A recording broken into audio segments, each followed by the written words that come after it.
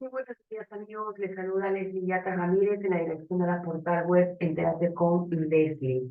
Siguiendo los acontecimientos día a día de lo que ocurre en el Perú, Entérate con Leslie está permanentemente informando sobre los hechos que van teniendo también implicancia nacional e internacional.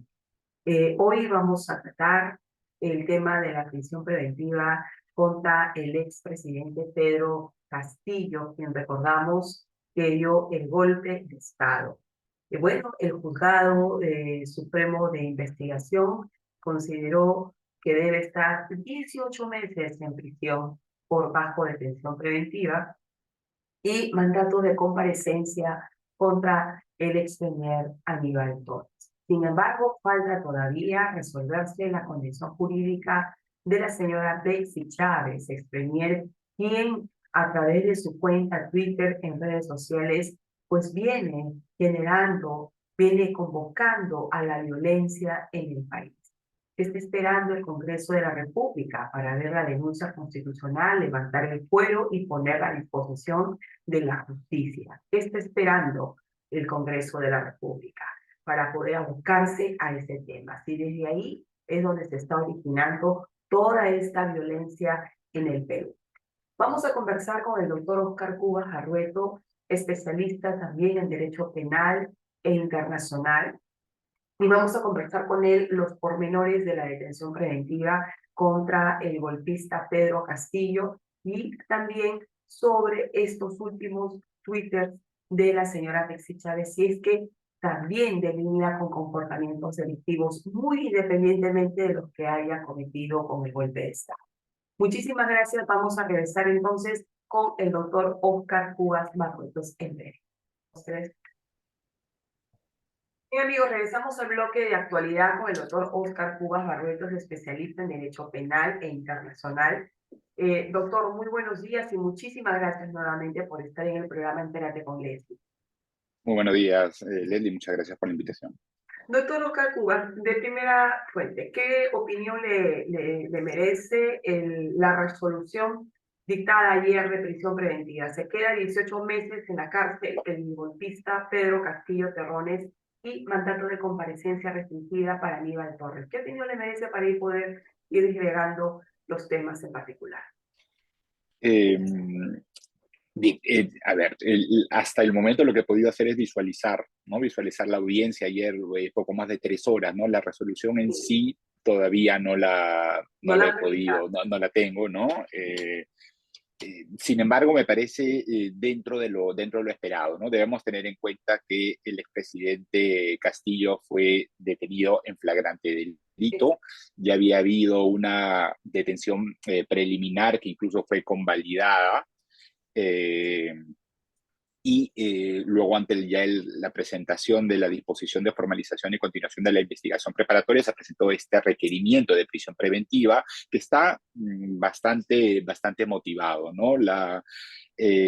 Recordemos que los diversos cambios normativos y además las exigencias del Tribunal Constitucional y de la propia Corte Interamericana han conllevado ahora que haya un debate mucho más profundo y más exhaustivo con respecto a si se cumplen los presupuestos materiales para la imposición de la prisión preventiva, ¿no? En el caso del expresidente Castillo, digamos, dentro de lo esperado. En el caso del ex primer ministro Aníbal Torres, se ha determinado una comparecencia con restricciones, pero claro, debemos tener en cuenta algunas consideraciones que ha tenido el juez, como el tema de la edad, ¿no? Como el tema de la edad, por ejemplo, las condiciones de salud, ¿no? Que definitivamente lo favorecen, y siempre debemos tener en cuenta que la prisión preventiva es una medida absolutamente excepcional, ¿no? Y es en esa medida que comparto lo decidido, ¿no? Cuando escuchaba el No desarrollo de la haya tenido audiencia, prisión preventiva hoy no significa que no puede ir a la cárcel, ¿no? Porque correcto, el correcto. tema de fondo todavía se está iniciando una investigación preparatoria. O sea, Y por qué no está tan claro el tema, ¿no? Nuevamente, partimos del hecho de que con respecto al presidente Castillo, fue detenido en flagrante delito, ¿no? Fue detenido en flagrancia. en el caso del ex primer ministro Aníbal Torres, el tema no está tan claro. Sin embargo, sí hay un conjunto de elementos de convicción que lo vinculan con los hechos, ¿no? Está el tema del discurso, en fin, ¿no? El Ministerio Testigos, Público ha testigos. acreditado varios aspectos, pero que de todas formas van a ser estos profundizados a lo largo de la investigación preparatoria, ¿no? Ujú.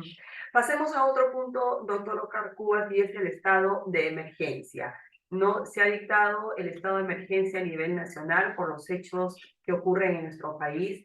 Sin embargo, el ministro del Interior ha salido a dar una explicación poco feliz sobre lo que significan las restricciones de derechos constitucionales, ¿no? Que son muy conocidos en el estado de emergencia. Dice que se suspende, que se restringe la libertad de reunión, la libertad de tránsito, inviolabilidad de domicilio, no seguridad y libertad personal, pero el ministro dice que no se suspende nada, que todo el mundo puede hacer sus reuniones en sus casas, no, o sea, ¿cómo entender estas explicaciones aparentemente contradictorias, ¿no? Que nos lleva a tener diversas posturas cuando estamos frente a un estado de emergencia. Sí, yo creo que acá hay un problema de falta de técnica legislativa al momento de haber plasmado la resolución, y es justamente porque creo que el Ejecutivo tampoco tiene claridad con respecto a la actual situación, la actual coyuntura y hasta dónde podría incluso las protestas, muchas de ellas violentas que se vienen suscitando, poder incrementarse. Entonces, es en esa medida que dictan este decreto de urgencia, perdón, este decreto supremo, pero eh, con generalidades, ¿correcto? Y permitiendo la suspensión de derechos, ¿no? Pero sin embargo no se toma en cuenta que para efecto de suspender el ejercicio de derechos fundamentales tienen que cumplirse determinados principios, que son principios constitucionales, bien, toda restricción a un derecho fundamental tiene que perseguir una finalidad, en este caso es el mantenimiento del orden interno, y eso estaría claramente justificado, ¿no? No queda claro, por ejemplo, la suspensión de la inviolabilidad del domicilio, ¿no? La libertad de reunión. Entonces, claro, ¿cómo entiende la población y además, ¿no? El ejercicio de actividades económicas también, ¿no? Entonces, ante las imprecisiones plasmadas en este decreto supremo es justamente que han tenido que salir ministros un poco para aclarar el tema, pero de por sí la situación es peligrosa porque dejar a la policía ese margen de interpretación, digamos, ¿no? Vemos los distintos problemas que se vienen suscitando en lo que respecta al uso desproporcional de la fuerza, en algunos casos privaciones arbitrarias del derecho a la vida que tendrán que ser investigadas. Es muy peligroso, ¿no? Es muy peligroso en un régimen de libertades, ¿no? Entonces, la situación no es la misma en todo el Perú, ¿bien? Y es en esa medida que se tendría que ser mucho más cuidadoso al momento de emitirse disposiciones que restrinjan derechos como la que se ha hecho, ¿no? Porque los ciudadanos no tienen plena conciencia de qué pueden hacer, qué no pueden hacer, si estarían o no incurriendo en vulneraciones a este dispositivo legal. El decreto supremo solamente dice suspensión o restricción de determinados derechos constitucionales, se apega literalmente a lo que dice la Constitución, el artículo 137. Pero yo creo que con toda la experiencia que ya el Perú viene viviendo en los estados de emergencia, y hemos tenido largos estados de emergencia con el tema de pandemia, ni qué decir en el Brain que constantemente eso ya no es un estado de emergencia, sino Permanente. ya eso es un tema desnaturalizado del estado de emergencia, y eso es un conflicto que está librándose entre las fuerzas del orden con este grupo no terrorista o narcoterrorismo del BRAE. Pero el tema, doctor Cubas, es que si a mí me dice el decreto supremo que está restringido la libertad de reunión, entonces puedo hacer reuniones en casa, puedo salir, ¿no? La protesta, que es el correlato de la libertad de reunión, de expresión, puedo salir hoy día, por ejemplo, se ha convocado a una marcha pacífica desde las 3 de la tarde, ¿no? Entonces, ¿qué es lo que está faltando aquí, doctor Cubas? ¿Una ley de desarrollo constitucional?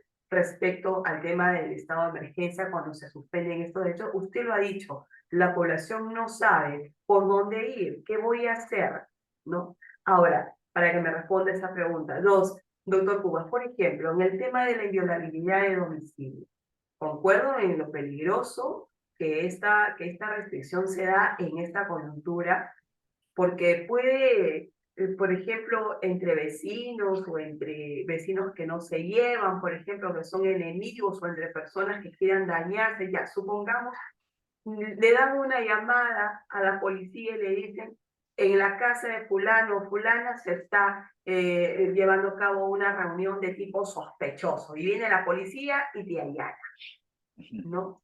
Y uno esto no sabe de qué es. Entonces, estas situaciones se pueden presentar en este contexto o no.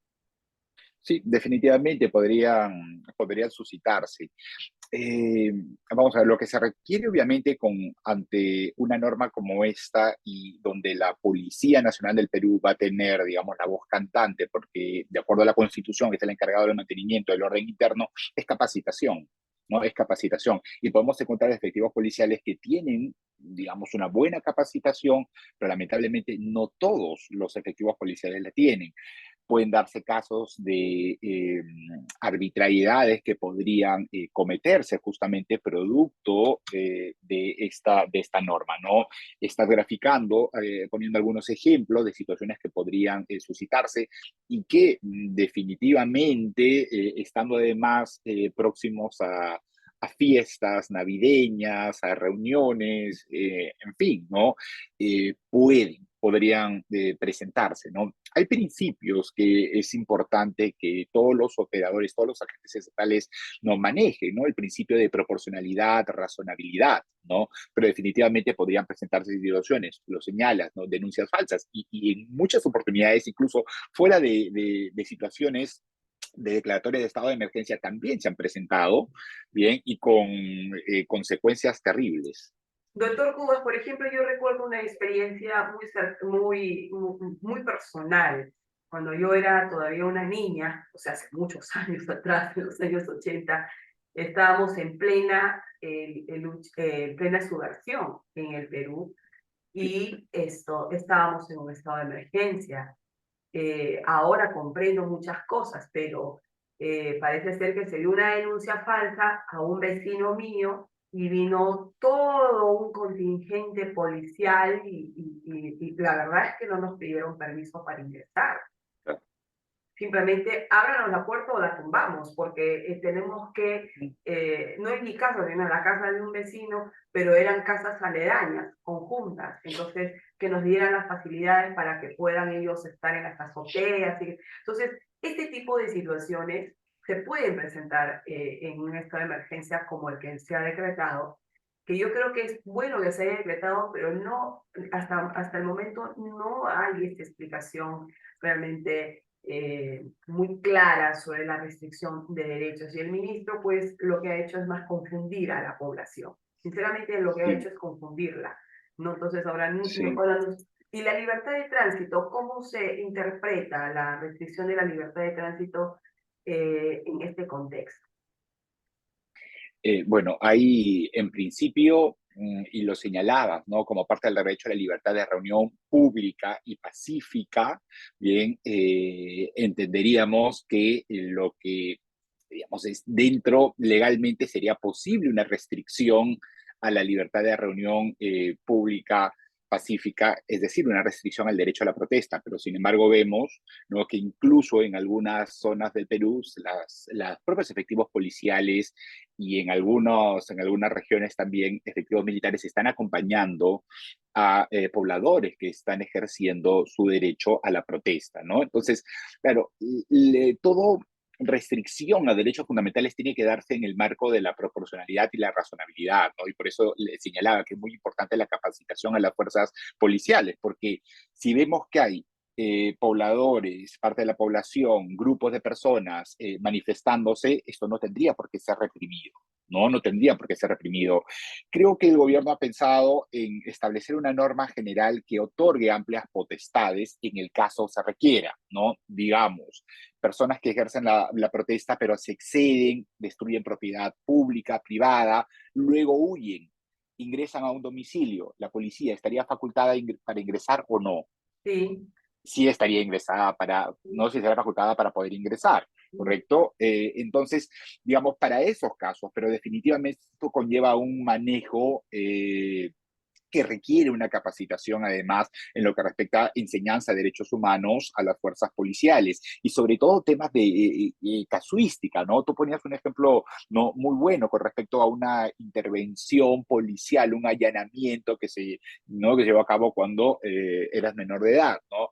Ahí hay un principio, es el principio de intervención indiciaria, ¿no? Porque por más que hay un supuesto, ¿no? de flagrancia, la policía tiene que tener sospechas mínimas que permitan llevar a cabo una determinada actuación, en este caso restricción de derechos, ¿no? Entonces, habrá que conciliar y ponderar en cada caso, ¿no? Entonces, la observancia de Exactamente. estos principios son importantes. No, sí, yo recuerdo en este hecho cuando yo era bastante niña, la denuncia fue hacia la casa de un vecino que justamente estábamos en el tema del terrorismo, ¿no? De la lucha contra el terrorismo y allanaron todas las casas, toda la cuadra. Uh Entonces, -huh. este registro siempre está aquí, ¿no?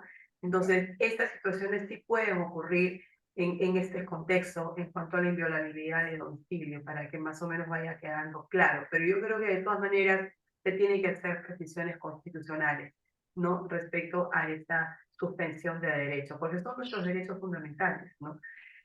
Doctor Puga, el artículo 27 de la Convención Americana de Derechos Humanos regula los principios de un estado de emergencia. Dígame esto, ¿con qué frecuencia tiene usted conocimiento que con qué frecuencia el gobierno de Perú o el Estado peruano comunica en este caso a la Organización de Estados Americanos que ha ingresado a un estado de emergencia? Porque un tema Eh, es el principio de publicidad, ¿no? Y yo creo que hay un tema también de obligación internacional de comunicarle al secretario general de la Organización de Estados Americanos. sí. ¿Por qué es importante? Si usted considera que esto se está dando, y por qué es importante comunicarle a la OEA, en este caso, que un Estado ingresa a un estado de emergencia. Sí, sí es algo que se da. Sí es algo que se da. Recordemos que el Estado peruano tiene acreditado ante organizaciones internacionales como la Organización de los Estados Americanos o la Organización de las Naciones Unidas, tiene misiones, ¿no? Entonces Perú tiene una misión permanente ante la Organización de los Estados Americanos, la OEA, en Washington, D.C. Y hay un cuerpo diplomático allí. Entonces, cuando se produce eh, se emite una resolución, un decreto supremo decretando un estado de emergencia o ampliándolo, como el caso del Brain, que señalaba que lamentablemente se vive una situación de permanente régimen de excepción, se comunica, ¿no? Cancillería comunica a la misión permanente, esa situación y el cuerpo diplomático, la misión se encarga de comunicar a la Organización de los Estados Americanos, ¿no? Recordemos que la OEA, uno de los pilares es justamente los derechos humanos, ¿no? No solamente la democracia, el desarrollo integral, la seguridad, bien, pero también los derechos humanos. Y lo que busca es asegurar que se asegure un régimen de libertades, de derechos y libertades a los ciudadanos de los ciudadanos de todos los países integrantes de la OEA.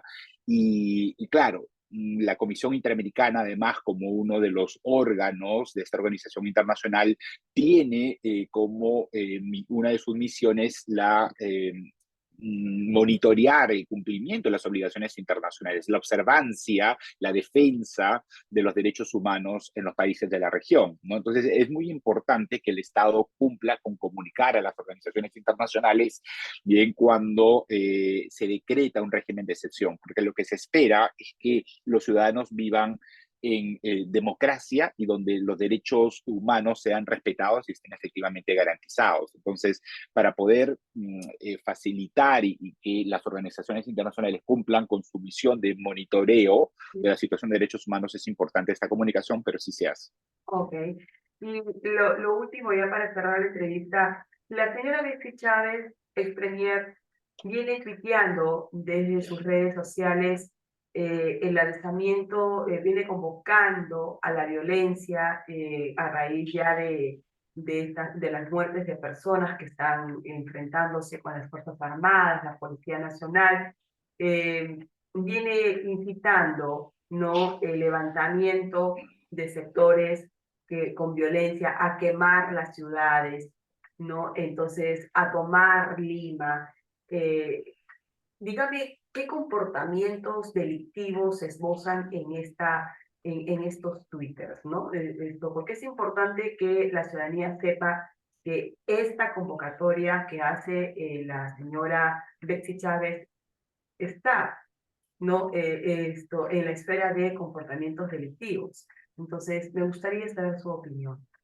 Sí, partir de dos ideas, ¿no? Lo primero es que estamos en un Estado constitucional de derecho, Ujú. ¿correcto? Aquí no estamos ahora mismo, se ha seguido lo que la propia Constitución establece en lo que respecta a la sucesión, ¿no? La sucesión presidencial. Tenemos un presidente que ha incurrido en un delito, ¿no? En un flagrante delito, bien contemplado en el 346 del Código Penal. Y lo que establece nuestra Constitución es justamente esa sucesión y es la vicepresidenta la que está ejerciendo ahora, no, la primera magistratura. Entonces, partir de ese aspecto es importante.